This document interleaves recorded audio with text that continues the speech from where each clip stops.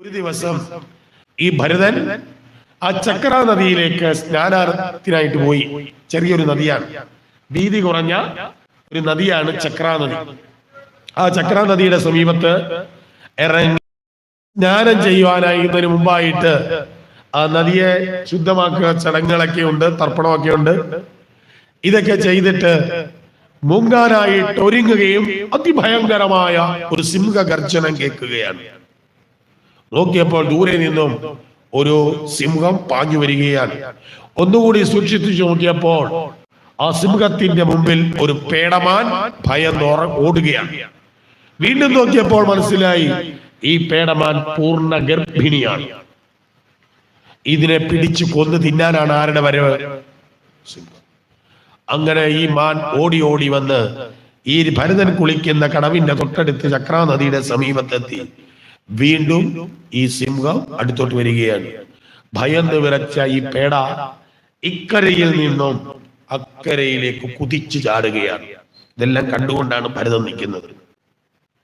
ആ സമയത്ത് വീണ്ടും ആര് ഗർജിച്ചു? സിംഹം. ഈ ഗർജനം കൂടെ കേട്ടപ്പോൾ പേടമാൻ ഭയന്നു പോയി. ആ ഭയത്തിന്റെ പശ്ചാത്തലത്തിൽ പേടമാന്റെ ഗർഭം സ്രവിക്കുകയാണ്. ആ പേടമാൻ പ്രസവിച്ചു. കുഞ്ഞ് ചക്രാ നദിയിലെ വെള്ളത്തിലേക്ക് വീണു. ഈ ഭയവും പേടിയും ഞെട്ടലും കാരണം ഉദ്ദേശിച്ച രൂപത്തിൽ മാനിന്റെ ചാട്ടം ഉന്നം തെറ്റി പിഴച്ച് അത് ലക്ഷ്യം തെറ്റി അക്കരയ്ക്കുണ്ടായിരുന്ന ഒരു പാറപ്പുറത്ത് തലയടിച്ചു വീണ് ചാവുക. ഇതെല്ലാം കണ്ടുകൊണ്ട് ആര് നിൽക്കുന്നത്? ഭരതൻ. ഇത്തിരി കഴിഞ്ഞപ്പോ കണ്ടു ഈ ചക്രാ നദിയിലെ വെള്ളത്തിലൂടെ ഒഴുകി ഒഴുകി ആര് വരികയാ? ഈ മാൻകുഞ്ഞ്. തന്റെ സമീപത്ത് വന്നപ്പോൾ തോന്നി ഇത് ചത്തുപോവല്ലോ, ഒരു കാര്യം ചെയ്യാം, ഇതിനെ എടുത്ത് കരയിലേക്ക് വെച്ചേക്കാം, അതിന് ഇതാവുമ്പോ അത് എന്നിട്ട് പോട്ടെന്ന് കരുതി എടുത്തു വെച്ചു.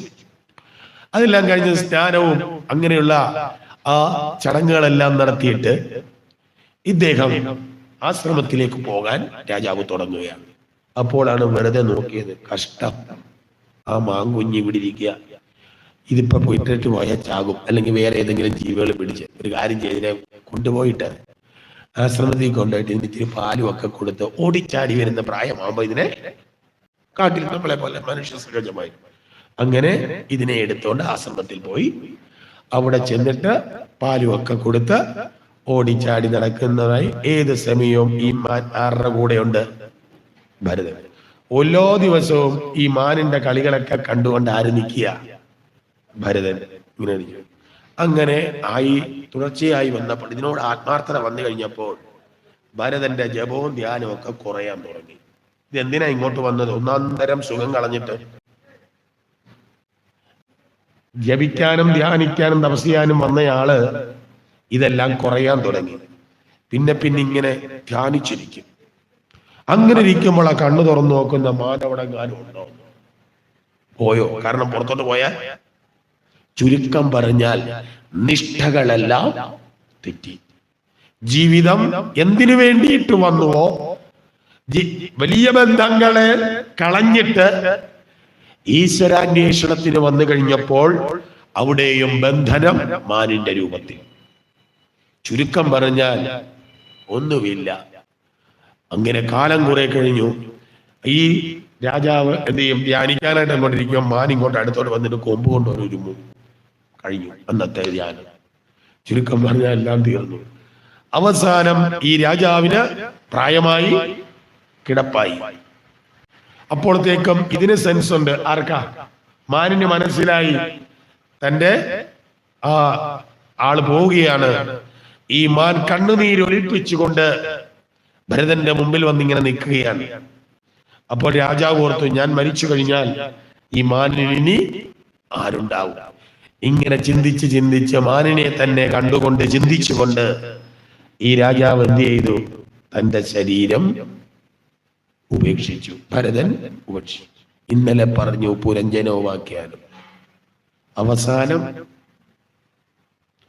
ആരെ ഓർത്താണോ മരിക്കുന്നത്? പറഞ്ഞായിരുന്നോ? ആ നോക്ക്, കണക്റ്റഡാ. അങ്ങനെ ഓർത്ത് മാനിനെ ഓർത്ത് മരിച്ചത് കൊണ്ട് അടുത്ത ജന്മം ഈ ഭരതൻ ഒരു മാനായിട്ട് പിറക്കുകയാണ്. പക്ഷെ സുഹൃതം ചെയ്തത് കൊണ്ട് പൂർവജന്മ ഓർമ്മകൾ ആർക്കുണ്ടായിരുന്നു? മാനനുണ്ടായിരുന്നു. നമ്മൾ അതങ്ങനെ ചെയ്തിട്ടില്ലാത്തത് കൊണ്ട് കഴിഞ്ഞ ജന്മം ആരായിരുന്നെന്ന് ഇപ്പോഴും അനിശ്ചിതത്വ. എന്താ അതിനുള്ള സുഹൃതം ചെയ്താലേ പൂർവജന്മ സ്മൃതി. പക്ഷേ ഭരതനതുണ്ടായിരുന്നത് കൊണ്ട് താൻ ഭരതനായിരുന്നെന്നും ഈശ്വരാന്വേഷണത്തിന് വേണ്ടി വന്നതാണെന്നും ഇങ്ങനെ മാനിനോടുള്ള കാര്യങ്ങൾ ശ്രദ്ധിച്ചുകൊണ്ട് ജീവിച്ചത് കൊണ്ട് തന്റെ ജീവിതം എന്തായി മാറിപ്പോയി എന്ന് മനസ്സിലാക്കിയിട്ട് ഈ ജീവിതത്തിലെങ്കിലും എനിക്ക് എന്തു നേടണം? ഈശ്വര സാക്ഷാത്കാരം നേടണമെന്ന് ആര് തീരുമാനിച്ചു? ഈ മാൻ തീരുമാനിച്ചു. അതുകൊണ്ട് ഭാഗ്യ ഘടകങ്ങളിലേക്കൊന്നും പോകാതെ മറ്റു മാനുകളുമായിട്ട് ഒന്നും സമ്പർക്കമില്ലാതെ ഒരു ക്ഷേത്രത്തിന്റെ സമീപത്ത് തന്നെ ജീവിതം ആരംഭിച്ചു. ആ ക്ഷേത്രത്തിൽ നിന്ന് കിട്ടുന്ന നിവേദ്യങ്ങൾ കഴിക്കും, അവിടെയുള്ള പുല്ലുമൊക്കെ തിന്നും. കിട്ടാതെ വന്നപ്പോൾ അവിടെ കിടക്കുന്ന ഉണങ്ങിയ ഇലകളും ഒക്കെ തിന്നുകൊണ്ടാണ് ഈ മാൻ അവിടെ തന്നെ ചുറ്റിക്കറങ്ങി കഴിഞ്ഞു. അങ്ങനെ മാനിനും ഒരു പ്രായമായി. അവസാനം ഈ മാനും ശരീരം ഉപേക്ഷിച്ചു. പക്ഷേ അതുകൊണ്ടും കർമ്മഫലം തീർന്നിരുന്നില്ല. വീണ്ടും ഈ ഭരതന്റെ ജീവൻ അടുത്തതായിട്ട് ഒരു ബ്രാഹ്മണ ഗൃഹത്തിൽ ജനിക്കുകയാണ്. സുഹൃതം ചെയ്തത് കൊണ്ട് താൻ ഭരതനായിരുന്നെന്നും പിന്നീട് മാനായി തീർന്നവനാണെന്നും വീണ്ടും താൻ ബ്രാഹ്മണനായി പിറന്നാണെന്നും ആർക്ക് മനസ്സിലായി? അതുകൊണ്ട് തീരുമാനിച്ചു, ഈ ജന്മമെങ്കിലും എനിക്ക് എന്തു വേണം? മോക്ഷം ലഭിക്കണം. ഈ ജന്മം ഇനി ഉണ്ടാവരുത്. അതിനു വേണ്ടിയിട്ട് ഒരു ബന്ധവുമില്ലാതെ എന്താണ് ആളുകളുമായിട്ട് സംസർഗം ഉണ്ടാവാതിരുന്നാലേ അത് നടക്കുള്ളൂ എന്ന് മനസ്സിലായിട്ട് ഈ ബ്രാഹ്മണന കുമാരനായി പിറന്ന ഭരതൻ എന്ത് ചെയ്തു? ഒരു മന്ദബുദ്ധിയെ പോലെ അങ്ങോട്ട് ജീവിക്കാൻ,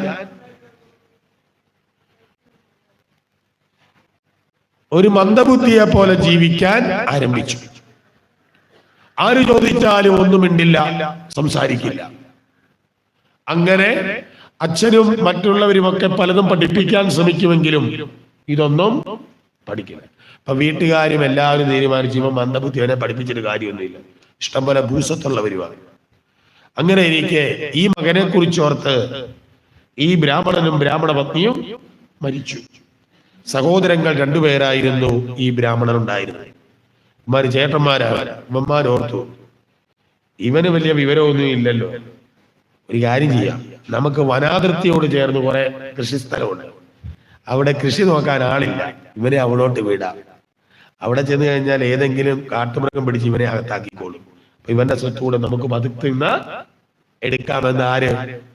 സഹോദരങ്ങൾ തീരുമാനിച്ചു. അങ്ങനെ ഇയാളെ ഇവരെന്ത് ചെയ്തു? തങ്ങളുടെ വനാതിർത്തിയിലുള്ള ആ ഭൂപ്രദേശത്ത് കൊണ്ടുപോയിട്ട് അവിടെ ഒരു ഏറുമാടത്തിൽ കൊണ്ടിരുത്തിയിട്ട് ഇതെല്ലാം നോക്കിക്കോളാൻ പറഞ്ഞു. ഭരതൻ അല്ലെങ്കിൽ ഈ ബ്രാഹ്മണകുമാരൻ ഭരതനാണ്.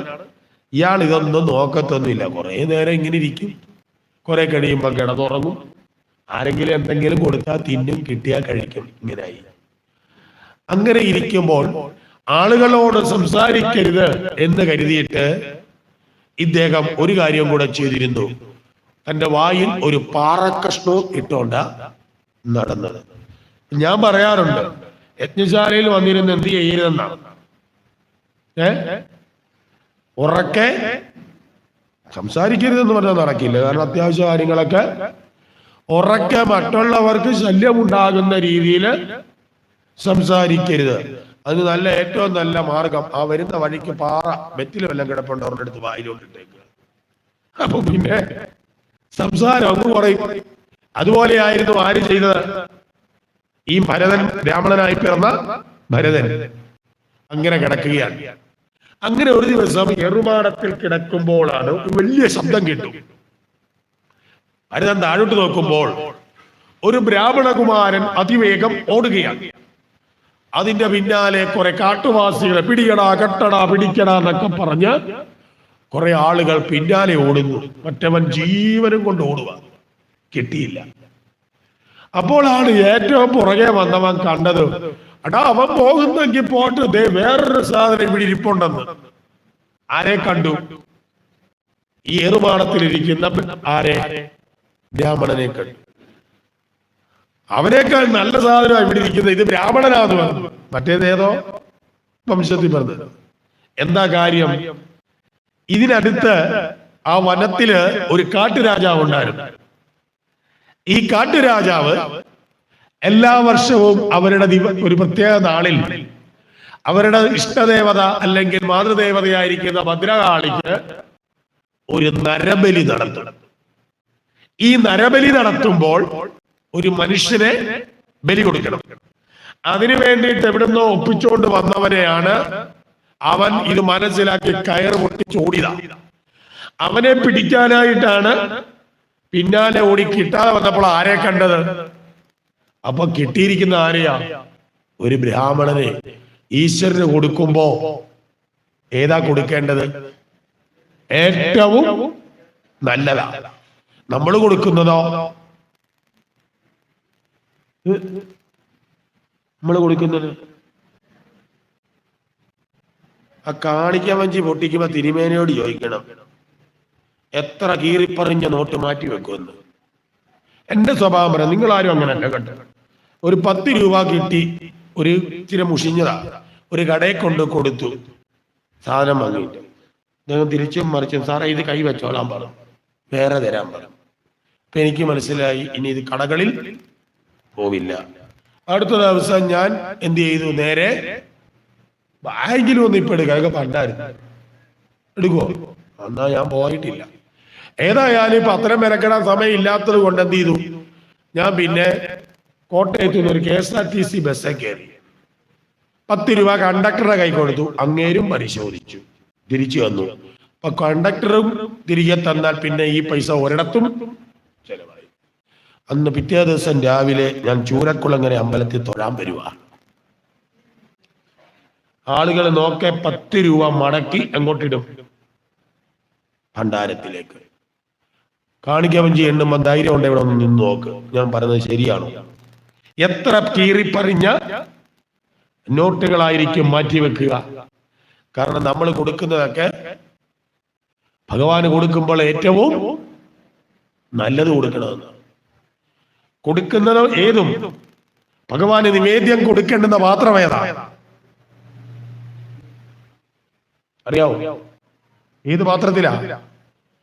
സ്വർണ്ണ പാത്രം വേണമെന്ന്. അതിപ്പം വലിയ റോയൽ ദേവന്മാർക്കേ പറ്റുള്ളൂ. ഗുരുവായൂരപ്പന് ഇങ്ങനെയുള്ള ഹൈ ഫാമിലിക്കാർക്കേ ഏതുള്ളൂ? സ്വർണ്ണപാത്രം.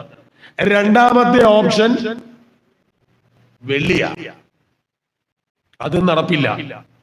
മൂന്നാമത്തെ ഓപ്ഷൻ ഓട്ടുപാത്രമാണ്. പകരം ഇപ്പൊ കൊടുക്കുന്നത് സ്റ്റീലാ. പൃഥുവിന്റെ കഥയിൽ പറയും, ഓരോരോ ദേവന്മാരും ഭൂമിയെ കറന്നു എന്നാ. പൃഥുവിന്റെ കഥ പറഞ്ഞില്ലേ? അവർക്ക് വേണ്ടുന്നത് കറന്നെടുത്തു. ദേവന്മാര് നാരദരെ കിടാവാക്കി വിട്ടു. ആ ഗോവിൽ നിന്നും പാല് കറന്നു. സ്വർണ്ണപാത്രത്തിലേക്കാണ് കറന്നത്. ആ പാത്രത്തിന്റെ വിശേഷം കൊണ്ട് ആ പാല് അമൃതായി മാറിയതാണ്. പിതൃക്കളുടെ ദേവതമാരായ അര്യമാവാണ് ആളെ കിടാവായി ചെന്നത്. അവരും ആ പശുവിൽ നിന്ന് പാല് കറന്നു. അത് കറന്നത് ആമപാത്രത്തിലാണ്. ആമപാത്രം എന്ന് പറഞ്ഞാൽ ചുടാത്ത മണ്ണ്, ചുടാത്ത പച്ച പറയില്ലേ, പച്ചപാത്രം എന്നാണ് നമ്മൾ സഞ്ചയനത്തിനൊക്കെ അസ്ഥി ശേഖരിക്കുന്നത്. അതിലേക്ക് ആ പാല് വീണപ്പോൾ അതെന്തായി? കവ്യമായി മാറിയത്. അസുരന്മാര് പ്രഹ്ലാദനെയാണ് കിടാവാക്കി വിട്ടത്. ഇതേ പശുവിൽ നിന്ന് ഇതേ പാല് കറന്നു.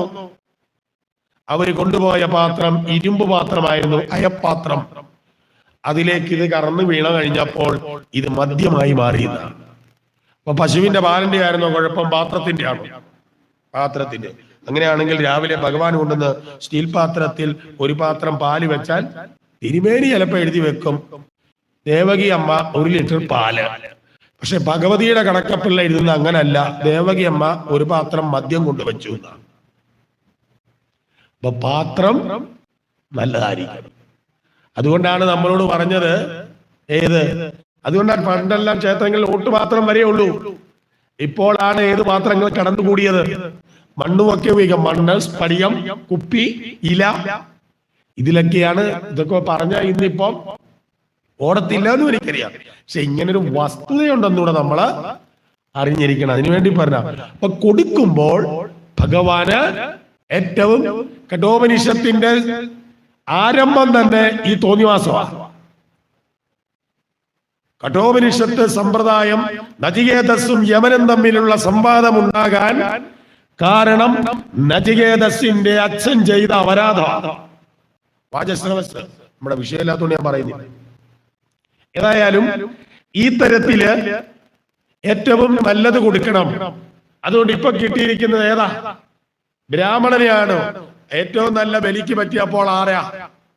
മറ്റു ജാതികളെക്കാൾ അല്ലെങ്കിൽ വർണ്ണങ്ങളെക്കാൾ ബ്രാഹ്മണ വർണ്ണത്തിനെ തന്നെ പിടിച്ചു കെട്ടി. ഇതൊന്നും ആർക്കും മനസ്സിലാകുന്നില്ല എന്തിനാന്ന്. അവര് പിടിച്ചു കെട്ടിക്കൊണ്ടുപോയി അവിടെ ചെന്നു, വയറ് നിറച്ച് ആഹാരം കൊടുത്തു, അത് മുഴുവൻ കഴിച്ചു. ആര്? എന്തിനാണെന്ന് ഇത്തിരി കഴിഞ്ഞപ്പോ ഒരു ചുമന്ന പട്ടൊക്കെ ആരെ ഉടുപ്പിച്ചു? ഈ ഭരതനെ. അതും സമ്മതിച്ചു. ഇച്ചിരി കഴിഞ്ഞപ്പോ കൈ പിടിച്ചു പുറകെ കെട്ടി നിന്നു കൊടുത്തു. അത് കഴിഞ്ഞപ്പോഴോ കണ്ണ് മൂടിക്കെട്ടി, ഒരു കുഴപ്പമില്ല. ശരീരം ആകസമകലം ഒരു ചുവന്ന പട്ടൊക്കെ ഇട്ട് കുനിച്ചു നിർത്തി ബലിക്കല്ലേലോട്ട് കൊണ്ടുവന്ന് കുനിച്ച് ഇരുന്നു. തിരി കഴിഞ്ഞപ്പോൾ കാട്ടുരാജാവ് കൽപ്പിച്ചു ബലി നടക്കട്ടെ എന്ന്. ആ തലമുറിക്കാനുള്ള അയാള് എന്ത് ചെയ്തു? ആ വാളുമെടുത്തുകൊണ്ട് 1 2 3 എന്ന് പറഞ്ഞ് ഓങ്ങി ഇത് ഇങ്ങോട്ട് സംഭവിക്കുമ്പോൾ അകത്തിരുന്ന ആ മൂർത്തിക്ക് സഹിച്ചില്ല. ഉടൻ തന്നെ സാകാരൂപിണിയായി സാക്ഷാൽ ഭദ്രകാളിയായിട്ട് പുറത്തേക്ക് എടുത്ത് ചാടിയുന്ന ആ വാളുമായിട്ട് നിന്നവനെ ആദ്യം വട്ടവാളുകൊണ്ട് വെട്ടിത്തീർത്തു. അതിനുശേഷം കൽപ്പന കൊടുത്ത കാട്ടുരാജാവുണ്ടല്ലോ, അവന്റെ തലയും വെട്ടിയിട്ടു. എന്നിട്ടോ അപ്പോഴേക്കും ഇതെല്ലാം പൊട്ടിച്ചാരി പുറത്തു വന്നു. ഭരതൻ ഇതെല്ലാം കണ്ടുകൊണ്ടിരിക്കുകയാണ്, അല്ലെങ്കിൽ ആ ബ്രാഹ്മണൻ. ഇത്തിരി കഴിഞ്ഞപ്പോൾ ദേവിയുടെ കൂടെ വന്ന ഭൂതഗണങ്ങളെല്ലാം ബാക്കിയുള്ളവന്മാരെയും പറപ്പിച്ചു. എന്നിട്ടോ ആ കാട്ടുരാജാവിന്റെ മുട്ടിയിട്ട തലയെടുത്ത് അങ്ങോട്ടും ഇങ്ങോട്ടും ഇവര് പന്ത് തട്ടി കളിച്ചു എന്നാണ്. അപ്പൊ ലോകത്ത് ആദ്യമായിട്ട് ഫുട്ബോൾ ടീം ഉണ്ടായിരുന്നത് ആർക്കാ? സംശയം ഞാൻ വരിയെടുത്ത് കാണിക്കാം. ശിര കന്തുകലീലയാ അല്ലേ? കന്തു എന്ന് പറഞ്ഞ പന്താ. അപ്പൊ കാലുകൊണ്ട് പന്ത് തട്ടി കളിക്കുന്ന ഏത് ബോളാ? അധികന്മാര് വിദേശികൾ യൂറോപ്യന്മാര് കണ്ടുപിടിച്ചൊരു കാലം അത്രയുണ്ട്. എടാ അതിനു മുമ്പേ ഇവിടെ ടീം ഉണ്ടായിരുന്ന ആള് ആര്? വനിതാ ടീമാര്. അതുകൊണ്ടാണ് ശിര കന്തുകലീലയാ. പലതും നമുക്ക് കാണാം. ഏതായാലും അതിനുശേഷം ദേവിയും ഭൂതഗണങ്ങളും ഒക്കെ മറഞ്ഞു. പാവം ഇതൊക്കെ കണ്ടിട്ടും ഒരക്ഷരം ഉരിയാടാതെ വീണ്ടും പഴയ സ്ഥാനത്ത് ആര് പോയിരുന്നു? ഇയാള്. കുറെ ദിവസങ്ങൾ കഴിഞ്ഞു. അപ്പോഴാണ് അടുത്ത ദിവസം, കുറെ ദിവസം കഴിഞ്ഞപ്പോൾ വേറെ ചില പടയാളികൾ വന്നു. അവരും നോക്കിയപ്പോ ഒരുത്തനിരിക്കുന്നു, പിടിച്ചോണ്ടുപോയി. അവരെന്തിനാ കൊണ്ടുപോയത്? ആ രാജ്യം സിന്ധു സൗവീര്യം എന്ന് പറയുന്ന ഒരു രാജ്യമായിരുന്നു. ഇതിനപ്പുറത്ത് ഈ സിന്ധു സൗവീര്യ രാജ്യത്തെ രാജാവിന്റെ പേരായിരുന്നു രഘുഗണൻ. ഈ രഘുഗണന് അന്നു മുതൽ തനിക്ക് ഈശ്വരതത്വം അറിയണമെന്നുള്ള ആഗ്രഹത്തോടു കൂടി ഒരു ഗുരുവിനെ അന്വേഷിച്ചു നടക്കുക. അപ്പോഴാണ് ആരാണ്ട് പറഞ്ഞറിഞ്ഞു കപിലൻ അവിടെ എങ്ങാണ്ട് വന്നിട്ടുണ്ട്. ആ കപിലന്റെ ഇടയ്ക്ക് ചെന്ന ഗുരുവാണ്, ഗുരുവായി സ്വീകരിക്കാൻ. അങ്ങനെ കപിലന്റെ അടുക്കലേക്ക് പോണം. അപ്പോഴാണ് പല്ലക്കിൽ വേണ്ട രാജാവ് പോകാൻ പല്ലക്കിൽ പോണമെന്ന് വെച്ചപ്പോഴാണ് അന്ന് പല്ലക്ക് ചുമക്കുന്നവരിൽ ഒരുത്തൻ സിക്ക് ലീവ് എടുത്തു പോയി. പകരം ആളില്ല. അപ്പൊ അതിന് പറ്റിയ ഒരാളെ കിട്ടണം. അതിന് തപ്പി നടന്നപ്പോഴാണ് ആരെ കണ്ടത്? ഇയാളെ വരാൻ പറഞ്ഞു. വന്നു, ഫുഡ് കൊടുത്തു, കഴിച്ചു. രഘുഗണൻ പോകാൻ തുടങ്ങിയപ്പോൾ പല്ലക്കിന്റെ തണ്ടെടുത്ത് ആർക്ക് കൊടുത്തു? ഇയാളുടെ തോളലും വെച്ച് ഫ്രണ്ടിൽ നിന്നു നടന്നു. ഈ നടന്നു പോകുമ്പോൾ ഈ പല്ലക്ക് ചവിട്ടി പോകുന്നവർക്ക്, സ്ഥിരമായി എടുക്കുന്നവർക്ക് ഒരു താളമുണ്ട്. ആ താളത്തിനനുസരിച്ചായിരിക്കും അവരെന്ത് വെക്കുക, കാല്. അങ്ങനെ വെച്ചാല് പല്ലക്കിലിരിക്കുന്നവർക്ക് സുഖമായിട്ടിരിക്കാവും. തോന്നിവാസം നടന്നാൽ ഷോക്ക് അബ്സോർബർ ഇല്ലാത്ത വണ്ടിയായിരുന്നു യാത്ര ചെയ്യുന്ന പോലെ ഇങ്ങനെ കിടന്ന് ആടും. ഇതുമല്ല ആർക്കറിയാത്തില്ല, ഭരതനറിയില്ല. അയാളെന്ത് ചെയ്തു, ഇതും വെച്ചുകൊണ്ട് അങ്ങോട്ടും ആടി ഇങ്ങോട്ടും ആടി നടക്കാൻ തുടങ്ങി. അപ്പൊ അകത്തിരിക്കുന്ന രഘുഗണൻ എന്തായി, ബുദ്ധിമുട്ടുണ്ടായി. അപ്പൊ അകത്തിരുന്നോണ്ട് എന്തായി, ഇന്ന് വണ്ടിക്ക് ഭയങ്കര കുലുക്കാണല്ലോ. അപ്പൊ അവര് പറഞ്ഞു, ഒരു പുതിയ അപ്പോയിന്റ്മെന്റ്, എന്താ എംപ്ലോയ്മെന്റ് എക്സ്ചേഞ്ച് ചെയ്യുന്ന, അതുകൊണ്ടാ പറ്റിയതെന്ന് പറഞ്ഞു. സ്ഥിരക്കാരൻ ഇല്ല. ശരി, നേരെ നടക്കാൻ പറയാൻ പറഞ്ഞു. എന്നിട്ടും മാറ്റമൊന്നുമില്ല. അപ്പോഴാണ് ഇത് ആരാണെന്നൊന്ന് അറിയാം എന്ന് വെച്ചുകൊണ്ട് പല്ലക്കിലെ കർട്ടൻ മാറ്റിയിട്ട് തലയിട്ടൊന്ന് നോക്കിയപ്പോൾ ആരാണ്? ഈ 3 പേര് ചുമന്നവന്മാരെക്കാൾ ആകാരസൗഷ്ഠമുള്ളവൻ, ആരോഗ്യമുള്ളവൻ യവനാണ് ഈ കുഴപ്പമാണ്. പിന്നെ പരിഹാസ രൂപത്തിലാണ് ആരെ ശകാരിക്കുന്നത്. നിന്നെ കണ്ടാത്ത് അറിയാവല്ലോ ഭക്ഷണം കഴിക്കാറേ ഇല്ലെന്ന്, നിനക്ക് ചുമക്കാൻ വയ്യാത്തവനാണെന്ന്. ഇനിയും നീ മര്യാദയ്ക്ക് നടന്നില്ലെങ്കിൽ നിന്നെ ഞാൻ ശിക്ഷിക്കും. നിനക്കെന്താ ഞാൻ ഭാരമായി തോന്നുന്നുണ്ടോ? മര്യാദയ്ക്ക് നടക്കുക, എത്രയും വേഗം അവിടെ എത്തണം എന്ന് പറഞ്ഞിട്ടും ആരും ഒന്നും മിണ്ടിയില്ല. ഈ ഭരതൻ മിണ്ടിയില്ല. വീണ്ടും അങ്ങോട്ട് ആക്രോശിച്ചുകൊണ്ട്, വേഗം നടന്നുകൊള്ളണം, എനിക്ക് എത്രയും വേഗം അവിടെ എത്തേണ്ടതാണ്, അതുകൊണ്ട് ഞാൻ പറഞ്ഞനുസരിച്ചില്ലെങ്കിൽ നീ ഞാൻ ശിക്ഷിക്കുമെന്ന് വീണ്ടും പറഞ്ഞു. അപ്പോഴത്തേക്കും ഈ ഭരതൻ പൊട്ടിച്ചിരിച്ചു. അങ്ങയെ പോലെ ഒരു വിട്ടിത്തം വരുന്ന ഒരു രാജാവിനെ ഞാൻ ഇതിനു മുമ്പ് വേറെ കണ്ടിട്ടേ ഇല്ല. അകത്തിരുന്ന രഘുഗണൻ ഞെട്ടിപ്പോയി. അങ്ങെന്താ പറഞ്ഞത്? എന്നെ ശിക്ഷിക്കുമെന്നോ? മറ്റൊന്ന് പറഞ്ഞാൽ ഞാൻ എങ്ങാണ്ട് പോകുവാണെന്നോ? എന്നാ കേട്ടോ, ഞാൻ എങ്ങോട്ടും പോകുന്നുമില്ല, വരുന്നുമില്ല, നിൽക്കുന്നുമില്ല. എനിക്കതുകൊണ്ട് എങ്ങോട്ടും പോകേണ്ടതായിട്ടും ഇല്ല. ഇത്രയും കേട്ടപ്പോൾ രാജാവിന് മനസ്സിലായി, ഇവൻ സാമാന്യ ചുമട്ടുകാരനല്ല, യൂണിയൻകാരനല്ല, ഇവൻ ഇത്തിരി വിവരമുള്ളവനാണ്.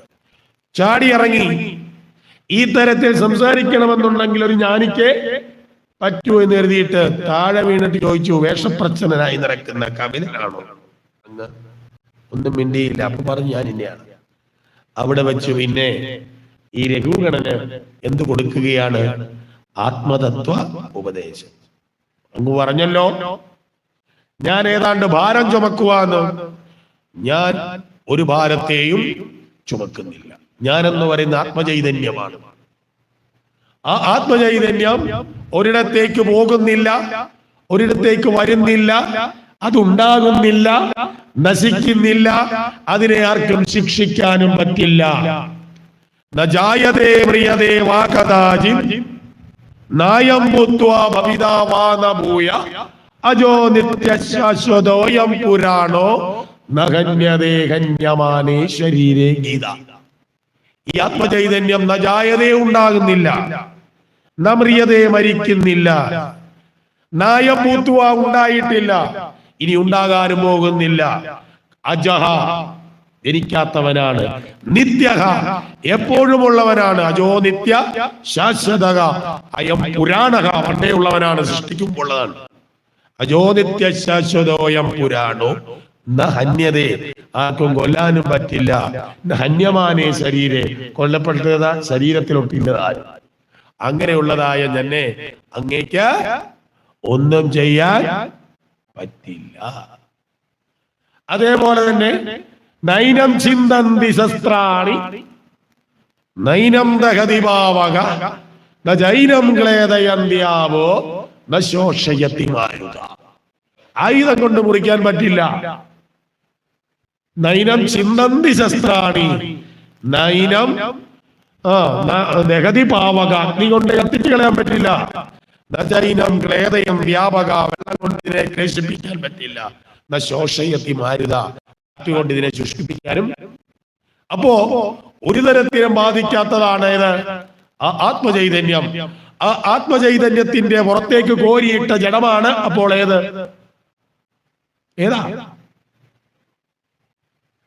നമ്മളെ പറഞ്ഞാൽ മതി, രഘുവണൻ അവിടെ കിടന്നോട്ടെ. ഈ ശരീരം അല്ലേ? ഈ ശരീരം ജഡമാണ്. ഒരു ജഡം മറ്റൊരു ജഡത്തെ വഹിച്ചാൽ ഭാരമുണ്ടോ? ഉണ്ടോ ഇല്ലയോ? ഇതൊരു പീഠമാണ്, ഇതൊരു ജഡവസ്തുവാ അല്ലേ? ഇതിന്റെ മേളിലാണ് ഈ പുസ്തകം എന്ന ഏത് ജഡം. ഇന്ന് 4 ദിവസമായി പീഠം എപ്പോഴേലും പറഞ്ഞോ എന്റെ പെടലി കഴിക്കുന്നുണ്ട്? ഒരു ജഡത്തെ മറ്റൊരു ജഡം വഹിച്ചാൽ ഭാരം അറിയില്ല എന്ന് പറയുന്നത് പോലെ ഈ ശരീരമെന്ന ജഡം, ഈ ജഡത്തിന്റെ മുകളിൽ പല്ലക്കെന്ന ജഡം, ആ പല്ലക്കിനകത്ത് രഘുഗണൻ എന്ന ശരീരമുള്ള ജഡം, ഒരു ജഡം മറ്റൊരു ജഡത്തെ വെച്ചാൽ ഞാൻ ഭാരം അറിയുന്നില്ല, ഞാൻ എങ്ങോട്ടും പോകുന്നില്ല. കാരണം ഈ ആത്മചൈതന്യം എല്ലായിടത്തും നിറഞ്ഞു. ഇപ്പം മനസ്സിലായി ഇയാൾ മോശക്കാരനല്ല, പിന്നീട് ഇദ്ദേഹത്തിന്റെ ശിഷ്യനായി. അതിനുശേഷം അവിടെ നിന്നും ഭരതൻ യാത്രയാവുകയാണ്. അങ്ങനെ യാത്ര ചെയ്ത് അവസാനം നമ്മുടെ ബോർഡറിൽ എത്തിയെന്ന എവിടാ? കുടകുമല, കുടജാദ്രി എന്ന് കേട്ടിട്ടുണ്ടോ?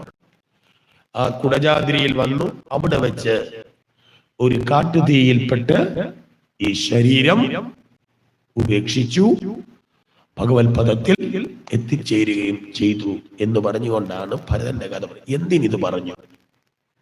ഇനിയും വലിയൊരു കഥ വരാൻ പോവാണ്. അതുകൊണ്ടാണ്, മറ്റൊന്നുമല്ല. നോക്കുക, ആ ഭരതൻ സകല കർമ്മങ്ങളെയും വേണ്ടാന്ന് വെച്ച്, ഐശ്വര്യങ്ങളും വേണ്ടാന്ന് വെച്ചാണ് ഈശ്വരാന്വേഷണത്തിന് കാട്ടിലേക്ക് പോയത്. അവിടെ ചെന്നിട്ട് നടന്നോ? ഇല്ല. വീണ്ടും പുതിയ ബന്ധം. ആരാ?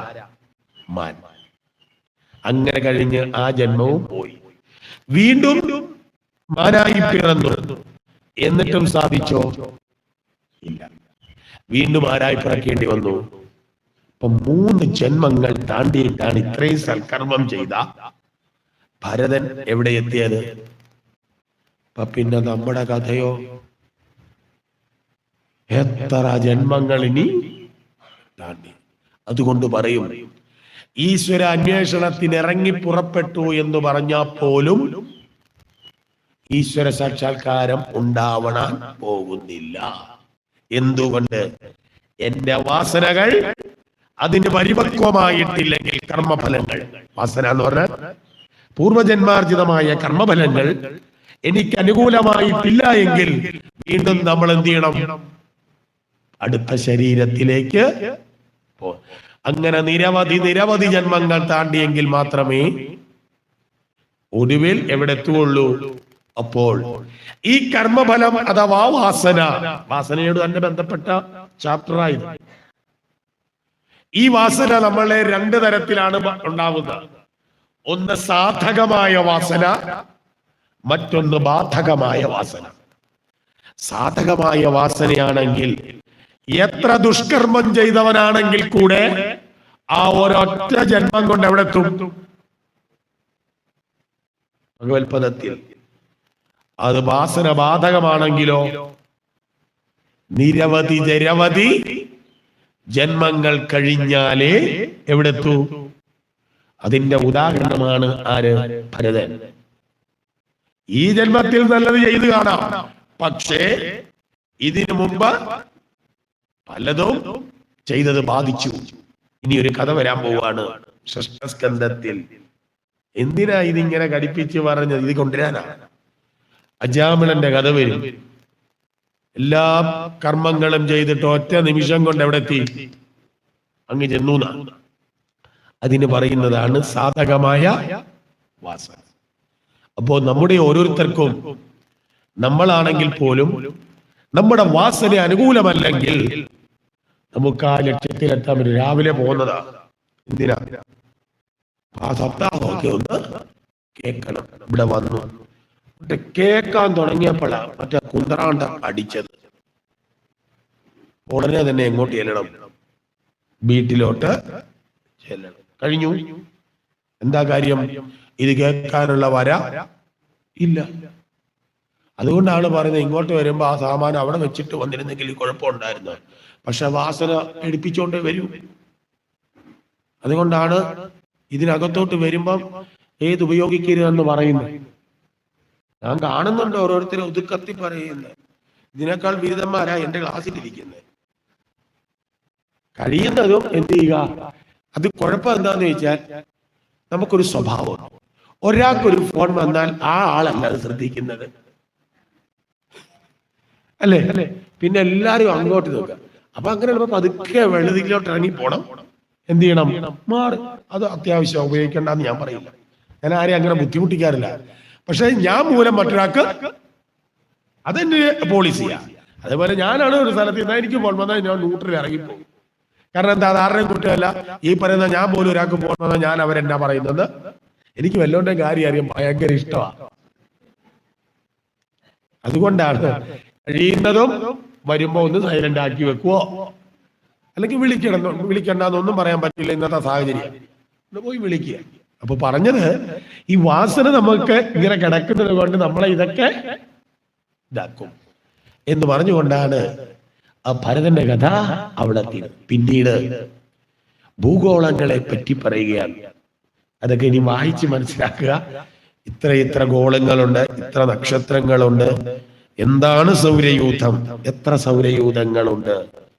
ഇന്ന് ശാസ്ത്രം കണ്ടുപിടിച്ചു സൗരയൂഥങ്ങൾ ഒന്നല്ല, എത്ര ഗാലക്സികൾ ഉണ്ടെന്നാണ്. ഒന്നേ ഉള്ളൂ? ധാരാളം ഉണ്ട്. നാസയൊക്കെ കണ്ടുപിടിച്ചില്ലേ? ഈ ഒരു സൗരയൂഥത്തിലെ ആളുകളാ നമ്മളൊക്കെ. ലളിതാ സഹസ്രനാമത്തിൽ ഇങ്ങനെ ഒരു വരിയുണ്ടോ? അനേക കോടി ബ്രഹ്മാണ്ഡ ജനനീ ദിവ്യ വിഗ്രഹ. എന്താ അർത്ഥം? എത്രയോ വർഷം മുമ്പ് എഴുതിയതാ. കോടിക്കണക്കിന് ബ്രഹ്മാണ്ഡങ്ങളെ സൃഷ്ടിച്ചവളെന്നാണ്. ബ്രഹ്മാണ്ഡം എന്ന് പറഞ്ഞാൽ ഗാലക്സി. അപ്പൊ ഒന്നല്ല, ധാരാളമുണ്ടെന്ന് ആര് പറഞ്ഞു? ഈ സാധനം ജപിച്ചതാരാ?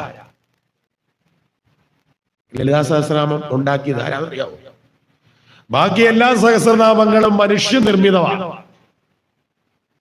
ഏതസാര ശിവസഹസ്രനാമം ആയിക്കൊള്ളട്ടെ, വിഷ്ണു സഹസ്രനാമം ആരാ ചൊല്ലിയത്? നമ്മൾ പറഞ്ഞ ഭീഷ്മര.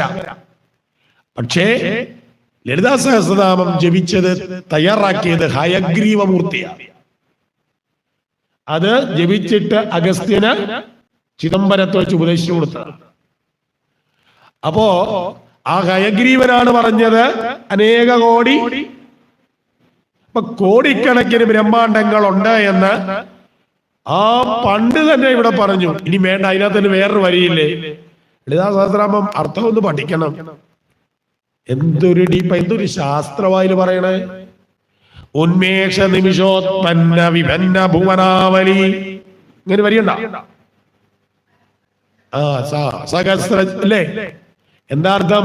ഉന്മേഷം, നിമേഷം. ഉന്മേഷത്തിനെ കണ്ണു തുറക്കുക.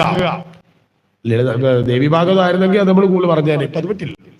ഉന്മേഷം, നിമേഷം കണ്ണടയ്ക്കുക. കണ്ണു തുറക്കുമ്പോൾ എന്താണ്? ഉന്മേഷ നിമിഷ ഉൽപ്പന്നം. കണ്ണു തുറക്കുമ്പോൾ കോടാനുകോടി ബ്രഹ്മാണ്ഡങ്ങൾ സൃഷ്ടിക്കുന്നു.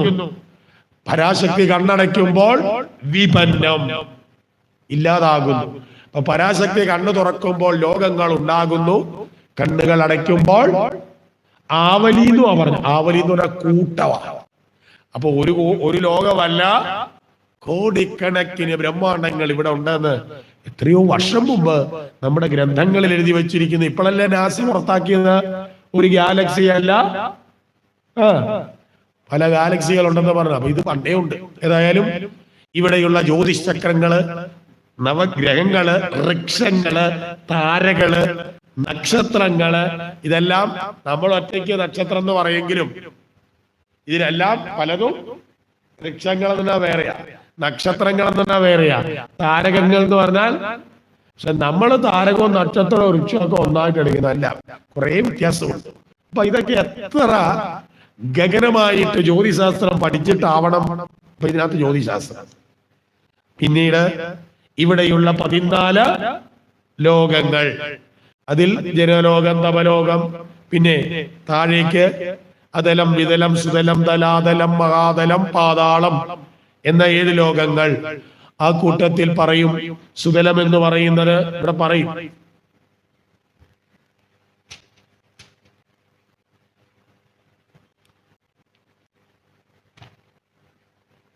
14 തോന്നുന്നല്ലേ.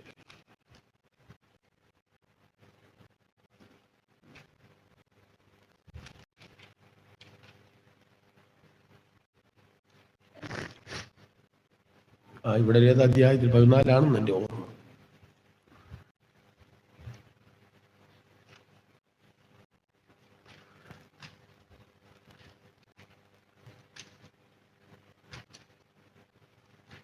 ആ 14 ഇവിടെ ഓരോ ലോകങ്ങളെ പറ്റി പറയുക. അതാതലെ മയപുത്രോ അസുരോ ബലോ നിവസതി. അതിൽ അതലം എന്ന് പറയുന്ന സ്ഥലത്തിന്റെ ഭരണാധികാരിയായിരിക്കുന്ന മയൻ എന്ന് പറയുന്ന അസുരനാണ്. അവിടെ ആ കൂട്ടത്തിലുള്ള ആളുകളാണ് അവിടെ കഴിയുന്നത്. അങ്ങനെ പറഞ്ഞു വരുന്നത് കൂട്ടത്തിൽ തതഹ അധഹ അത് പറയാനായിട്ട സുതലേ സുതലത്തിൽ ഉദാരശ്രവാക പുണ്യശ്ലോക വിരോചന ആത്മജക ബലിഹി അത് പറയാനാണ് ഞാൻ എടുത്ത്. ബാക്കിയൊന്നും പറയാൻ സമയമില്ല.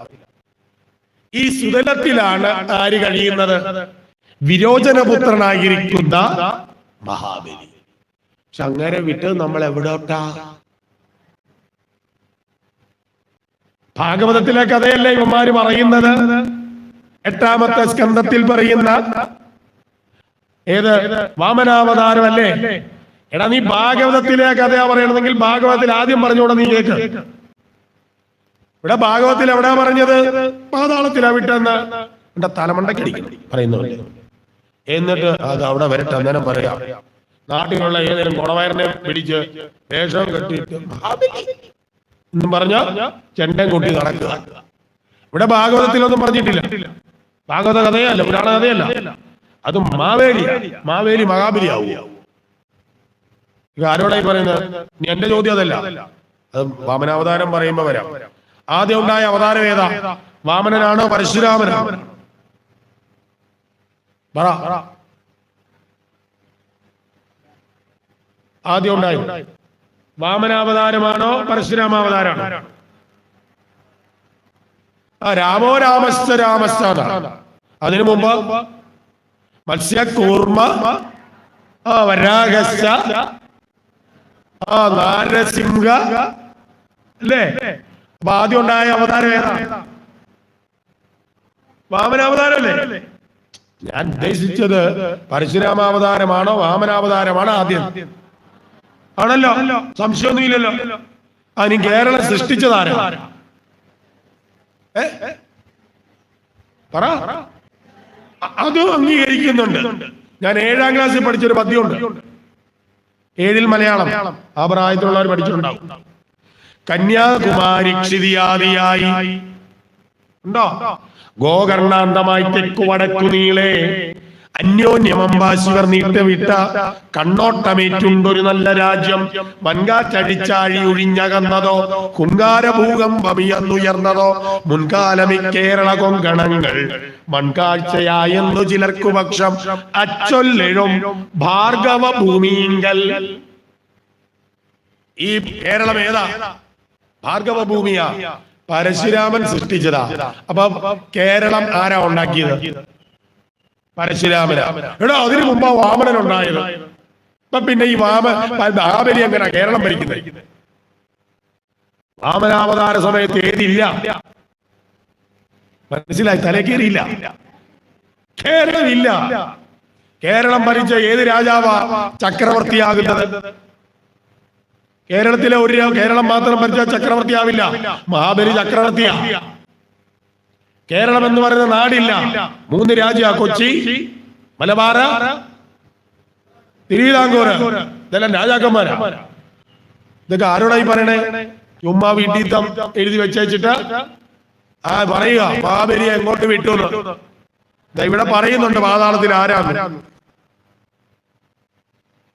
തതോ അധസ്താദ പാതാളേ നാഗലോകപതയ വാസുകി പ്രമുഖാക സംഘ കുളിക മഹാസംഘ ശ്വേത ധനഞ്ജയ ധൃതരാഷ്ട്ര സംഘചൂട കമ്പള അശ്വതര ദേവദത്താദേക. ഇതെല്ലാം പാമ്പുകളുടെ പേരാ.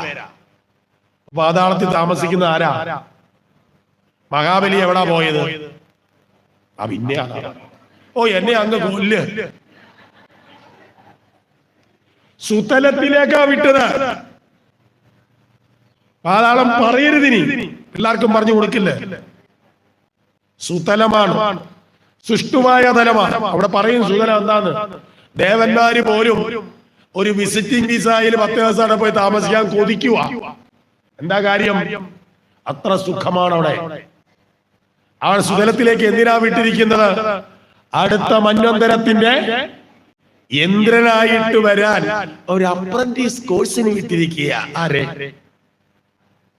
അത് പാതാളത്തില് കുറെ ആളുകൾ ഇങ്ങോട്ട് എന്താണ് കുറെ സഞ്ചിയും തൂക്കിയിട്ട് കുറെ സാംസ്കാരിക നായകന്മാർ ഇറങ്ങിയിട്ടുണ്ട്. യവനൊക്കെ നമ്മുടെ കടുത്ത കൈവെക്കുക, പുസ്തകം ഏതെങ്കിലും വായിക്കുവോ അതുമില്ല, എന്നിട്ട് അവനങ്ങ് മെനയുക. ഇതാണ് ചരിത്രം. ചവിട്ടി താഴ്ത്തി, അതാ രസം. അങ്ങനെയൊന്നും ഭാഗവതത്തില് പറഞ്ഞിട്ടില്ല. ഭാഗവത കഥയാണെന്ന് പറഞ്ഞാൽ അതിനെ എതിർക്കും.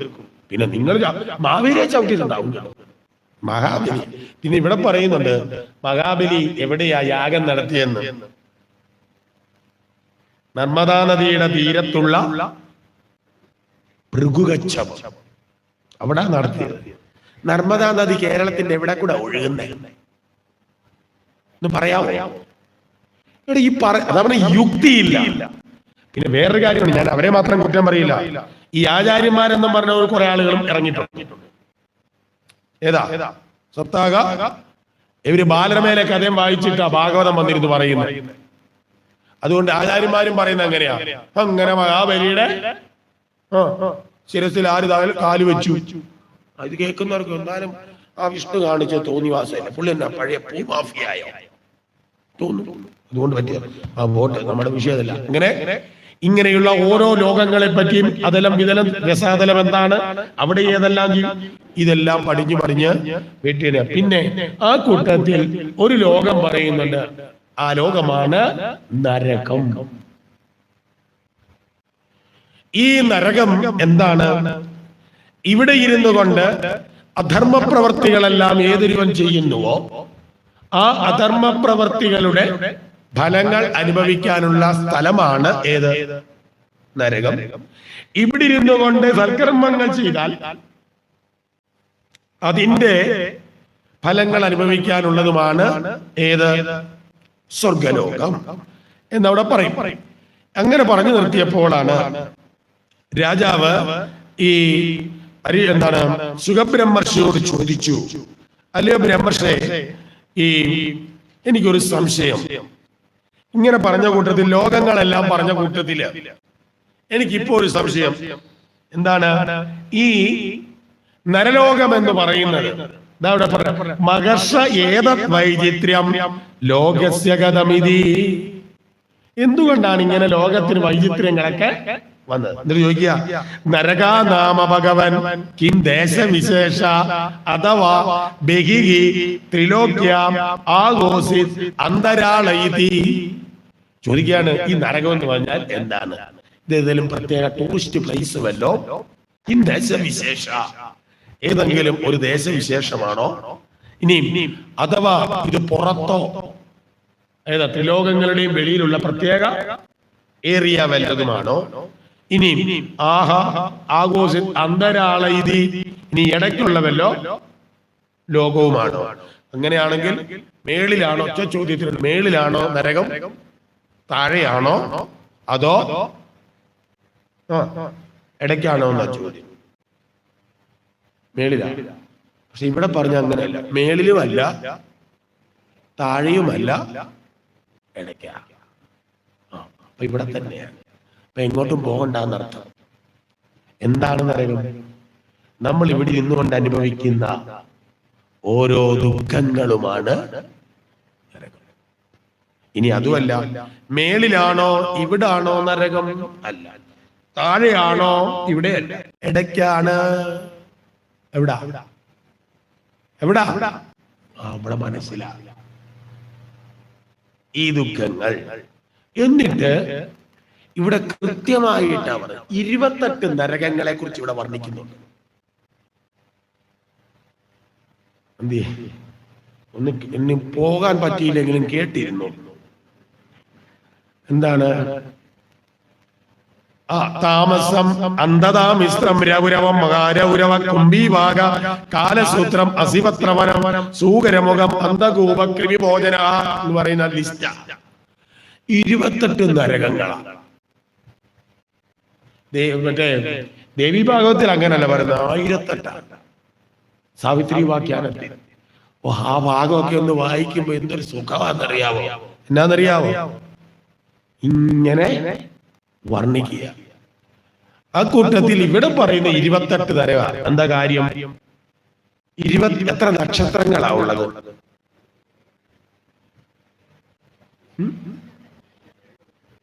27 നക്ഷത്രം. അപ്പൊ പറഞ്ഞു, അപ്പൊ 27 നക്ഷത്രമാണെങ്കിൽ നരകം എത്രയുണ്ട്? 28. അപ്പൊ ചുരുക്കം പറഞ്ഞാൽ എല്ലാ നക്ഷത്രക്കാരും എവിടെ പോകേണ്ടി വരും? ഏതെങ്കിലും ഒരു. അപ്പൊ 27. അപ്പോഴാ ഒരുത്തം പറഞ്ഞത്, ഓ ഞാൻ പോകത്തില്ല. അതെന്താ കാര്യം?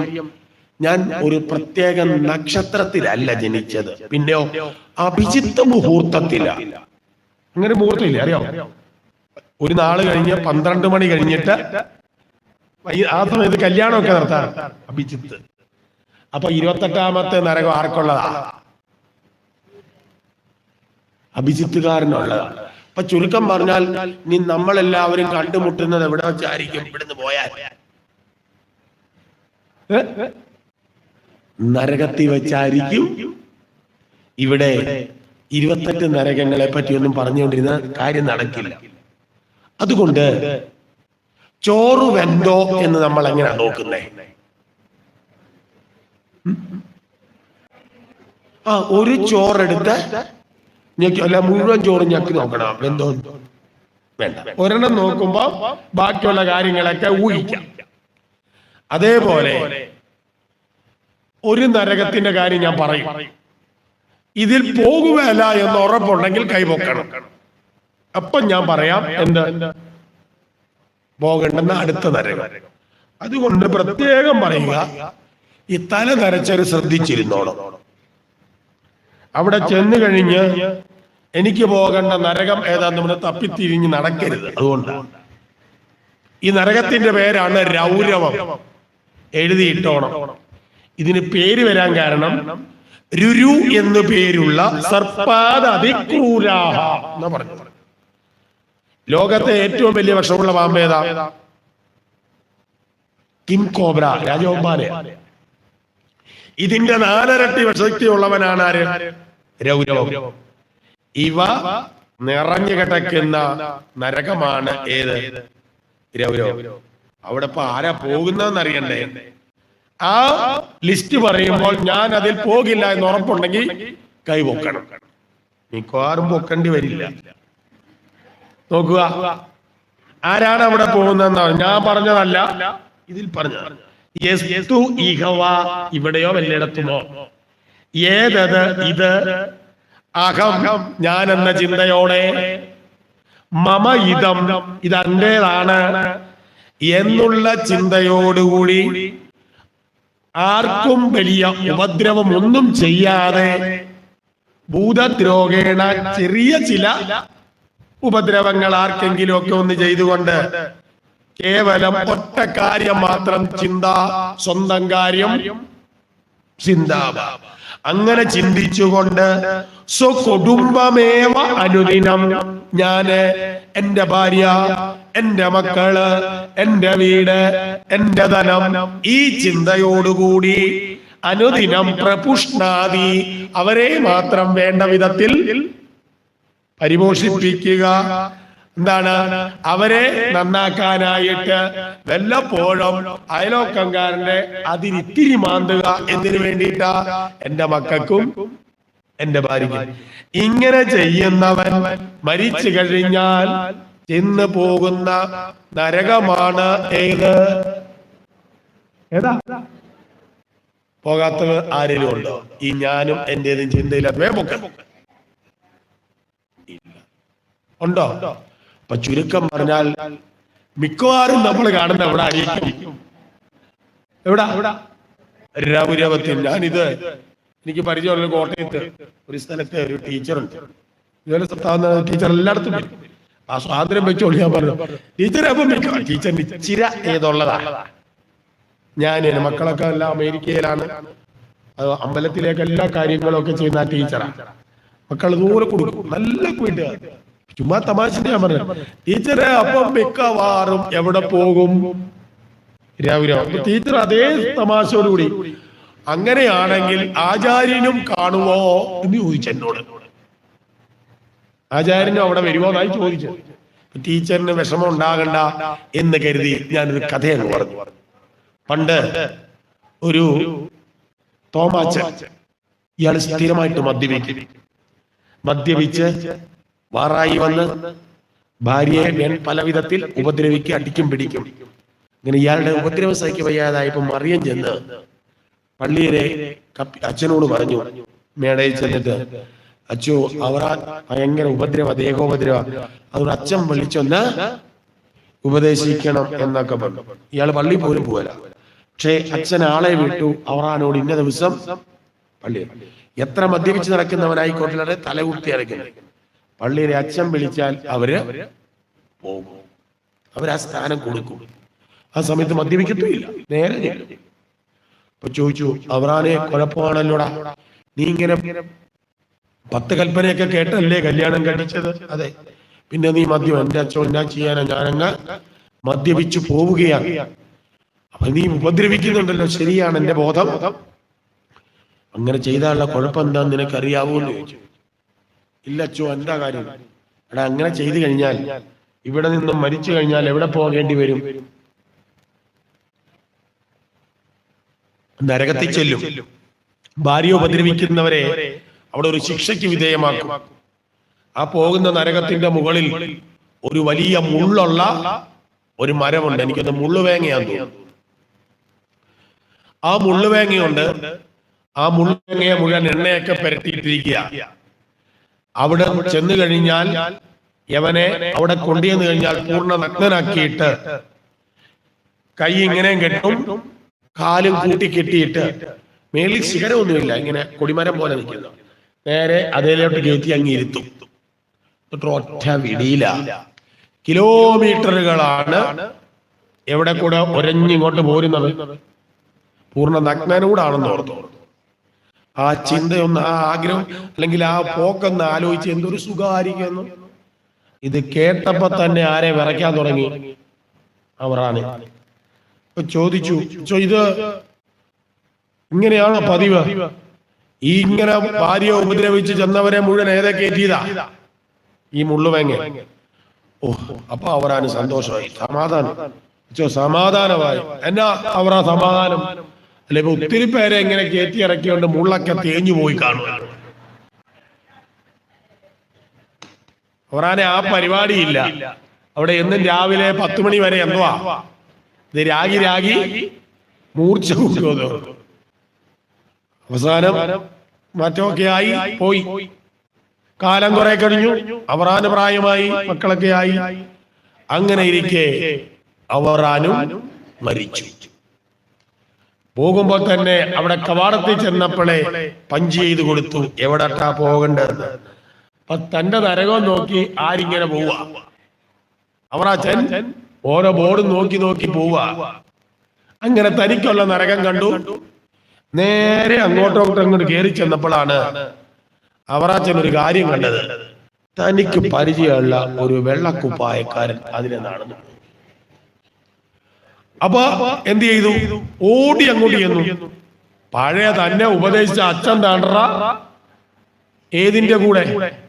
ഈ നരകത്തിന്റെ വാതിക്ക കൂടെ അത് പോകുന്നു. അപ്പൊ അച്ഛനോട് ചോദിച്ചു അവറാച്ചൻ, അച്ഛോ അച്ഛനെന്നാ ഇവിടെ? മിണ്ടല്ലടാ, ബിഷപ്പ് കുറേ ഉണ്ടെന്ന്. അപ്പൊ ചുരുക്കം പറഞ്ഞാൽ അവറാനും പോകും, അച്ഛനും പോകും. അപ്പൊ ടീച്ചറിന് സമാധാനമായി. ഞാൻ മാത്രമല്ല പോകുന്ന, ആചാര്യനും അവിടെ തന്നെ വരും. അപ്പൊ ചുരുക്കം പറഞ്ഞാൽ നമ്മളുടെ കർമ്മഫലങ്ങൾ നമ്മളെ കൊണ്ട് അനുഭവിപ്പിക്കുന്ന ദുഃഖങ്ങളാണ്. ഈ നരക ദുഃഖങ്ങൾക്ക് കാരണം എന്താണ്? ഗീത പറയും, ത്രിവിധം നരകസ്യൈദം ദ്വാരം നാശനമാത്മന കാമക്രോധസ്ഥതാ ലോഭ തസ്മാത്യേതത്രയം ത്യജേത്. 3 കാര്യങ്ങളാണ് നമ്മളെ ദുഃഖിപ്പിക്കുന്നത്. ഏതൊക്കെയാ? ത്രിവിധം നരകസ്യ ഇദം. നരകത്തിന് 3 വാതിലുകളാണ്: കാമം, ക്രോധം, ലോഭം. അതുകൊണ്ട് ഇവിടെ പോകണ്ട എന്ന് ആഗ്രഹിക്കുന്നവൻ ഏത്? ഇതിനെ 3നെയും ത്യജിക്കണം, ഉപേക്ഷിക്കണം. അങ്ങനെ ഉണ്ടെങ്കിൽ എവിടെ പോകേണ്ടി വരില്ല. അപ്പോ അങ്ങനെ ഇനിയെങ്കിലും ഒരു മാറ്റം വന്നാൽ വലിയ, എന്നിട്ട് ഇവിടെ വിടുന്ന ലക്ഷണമൊക്കെ പറയുന്നുണ്ട്. കൊണ്ടുപോകുന്നവനെ കൊണ്ടുപോകുന്നത് എങ്ങനെയാണെന്നും അത് അടുത്തില്ല. ഏതായാലും അതോടുകൂടിയാണ് പഞ്ചമസ്കന്ധം തീരുന്നത്. പിന്നെയാണ് ഷഷ്ഠസ്കന്ധം. ഷഷ്ഠസ്കന്ധത്തില് എന്താണ്, ഈ നരകത്തിനെ വെച്ചുകൊണ്ട് തന്നെയാണ് ചോദ്യം വന്നത്. അതുകൊണ്ടാണ് ഇത് ലിംഗാന്ന് ഞാൻ പറഞ്ഞത്. ഓർത്തോരു സൂക്തി മണി പോലുള്ള എന്ന് പറഞ്ഞതിന്റെ കാരണം അടിസ്ഥാനം ഇതാ. അപ്പം കർമ്മങ്ങൾ ചെയ്താൽ, ദുഷ്കർമ്മങ്ങൾ ചെയ്താൽ അതിന്റെ ഫലം അനുഭവിക്കാൻ എവിടെ പോണം? നരകത്തിൽ. അപ്പോഴാണ് രാജാവ് ആട്ടെ, ഒരുവൻ ദുഷ്കർമ്മം ചെയ്തു, അങ്ങനെയാണെങ്കിൽ അയാള് പ്രായശ്ചിത്തം ചെയ്താൽ പോരെ? പ്രായശ്ചിത്തം ചെയ്തു കഴിഞ്ഞാൽ പിന്നെ ആ ഫലം അനുഭവിക്കണമോ? അപ്പം രാജാവിനോട് പറഞ്ഞു പ്രായശ്ചിത്തം മതി. പക്ഷേ പ്രായശ്ചിത്തം എന്തായിരിക്കണം? പ്രായശ്ചിത്തമായിരിക്കണം. അല്ലാണ്ട് ഒരു കർമ്മം ചെയ്തിട്ട് പ്രായശ്ചിത്തം ചെയ്തു അതുകൊണ്ട് തീരുകയല്ല. ആ പ്രായശ്ചിത്തമായിരിക്കണം. ഇപ്പൊ എങ്ങനെയാ നമ്മൾ പ്രായശ്ചിത്തം ചെയ്യുന്നത്? തിങ്കൾ, ചൊവ്വ, ബുധൻ, വ്യാഴം, വെള്ളി, ശനി സകല തോന്നിവാസവും ചെയ്യും. ഞായറാഴ്ച പോയിട്ട് എന്ത് ചെയ്യുകയാ? പ്രായശ്ചിത്തം. വീണ്ടും തിങ്കളാഴ്ച എന്തോ പരിപാടിയാ? അത് തന്നെയാ. അടുത്ത ഞായറാഴ്ച. ഇത് പ്രായശ്ചിത്തമാണോ? ആണോ? അല്ല. ഇവിടെയാണ് നമ്മുടെ സിദ്ധാന്തവും മറ്റു മതസ്ഥരുടെ സിദ്ധാന്തവും. അത് തെറ്റാണെന്ന് ഞാൻ പറയില്ല. അവരുടെ വിശ്വാസം അങ്ങനെ ആവാം. പക്ഷെ നമ്മുടേതുമായിട്ട് പൊരുത്തപ്പെടില്ല. കാരണം അവർക്കൊരു ക്രിസ്ത്യാനിറ്റിയിൽ ഒരു സമ്പ്രദായമില്ല. തെറ്റെല്ലാം ചെയ്തിട്ട് കുമ്പസാരിക്കുക, എന്നിട്ട് പിറ്റേ ദിവസം എന്ത് ചെയ്താൽ മതി? അത് തന്നെ ചെയ്തിട്ട് വീണ്ടും പോയിട്ട് എന്ത് ചെയ്താൽ മതി? ഇത് പ്രായശ്ചിത്തമാണോ എന്നാണ് ഇവിടുത്തെ ചോദ്യം. അതുകൊണ്ട് പറയുന്നു പ്രായശ്ചിത്തം വിമർശനം. വ്യാസൻ പറയുക, ഞാൻ പ്രായശ്ചിത്തത്തെ വിമർശിക്കാൻ പോവുകയാണ്. അതുകൊണ്ട് പ്രായശ്ചിത്തം എന്താണെന്ന് ആദ്യം അറിയണം. അതൊന്നും ഇതിനകത്തില്ല, നിരുക്തത്തിൽ കിടക്കും. പ്രായശ്ചിത്തം എന്ന വാക്കിനർത്ഥം പ്രായഃ പ്ലസ് ചിത്തം എന്നാണ് പദം. എന്ത് 2 പദങ്ങളാ? ഏതൊക്കെയാ? പ്രായഃ പ്ലസ് ചിത്തം. ഇത് ചേർന്നപ്പോഴാണ് ആരായത്? ആ പ്രായശ്ചിത്തത്തിലെ പ്രായശബ്ദത്തിന്റെ അർത്ഥം പ്രായോ നാമ തപഃ പ്രോക്തം. പ്രായശ്ചിത്തത്തിലെ പ്രായ എന്ന വാക്കിനർത്ഥം തപസ് എന്നാണ്. തപസ് എന്ന് പറഞ്ഞാൽ വിദ്യ, ജ്ഞാനം. ചിത്തം നിശ്ചയ ഉച്യതേ. ചിത്തം എന്ന വാക്കിനർത്ഥം ഉറപ്പ്. ഇപ്പൊ പ്രായശ്ചിത്തം എന്ന് പറഞ്ഞാൽ എന്തായി? അറിവ് നേടി ഉറപ്പ് ചെയ്യണം. എന്ത്? ഇനിമേലാൽ ഈ കർമ്മം. അതാണ്. അല്ലാണ്ട് എപ്പോഴെങ്കിലും എന്തൊക്കെയൊക്കെ ചെയ്തിട്ട് എപ്പോഴും പോയി പ്രായശ്ചിത്തം ചെയ്താൽ, പ്രായശ്ചിത്തം ഒരു തെറ്റിന് ഒരു പ്രാവശ്യം മാത്രമേ ഉള്ളൂ. ആ പ്രായശ്ചിത്തം നടത്തിക്കഴിഞ്ഞാൽ മേലാൽ അത് ചെയ്യില്ല എന്നല്ല, ചെയ്യാൻ പാടില്ല. അങ്ങനെ ചെയ്യാതെ ഇങ്ങനെ തുടർച്ചയായിട്ട് പ്രായശ്ചിത്തം ചെയ്യുക, വീണ്ടും ആവർത്തിക്കുക. ഇത് തന്നെയാണെങ്കിൽ ആ പ്രായശ്ചിത്തം ഏതുപോലെയാ? മന്യേ കുഞ്ചര ശൗചവത്. അങ്ങനെയുള്ള പ്രായശ്ചിത്തം ഏതുപോലെയാ? കുഞ്ചരത്തിനെ കുളിപ്പിച്ചതുപോലെയാണ്. കുഞ്ചരം ആരാ? ആന. അശ്വത്ഥാമോ ഗദ. ആനയെ കുളിപ്പിച്ചിട്ട് കെട്ടിയതുപോലെയുള്ളത്. പാപ്പാൻ വളരെ വിഷമിച്ചതുകൊണ്ട് ഒക്കെ ഇട്ട് തേച്ച് കുളിപ്പിച്ചു കൊണ്ട് തെങ്ങിന്റെ ചോട്ടി കൊണ്ട് കെട്ടും. പാപ്പാൻ തിരിയുന്ന സമയത്തും ഇവൻ മണ്ണ് വാരി എല്ലാ പ്രയോജനമുണ്ടോ കുളിപ്പിച്ചിട്ട്. ഇതുപോലെയാണ് നമ്മുടെ പ്രായശ്ചിത്തം.